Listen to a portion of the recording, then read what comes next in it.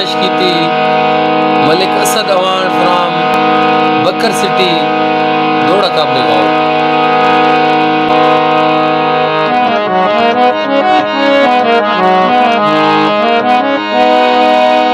सारी जिंदगी शाला जिंदगी दा उच्चा बख्त रवि निगराने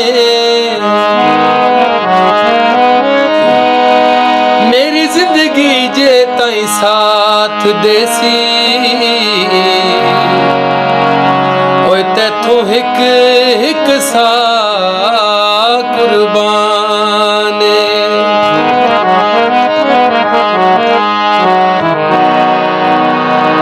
तेरे वर्गा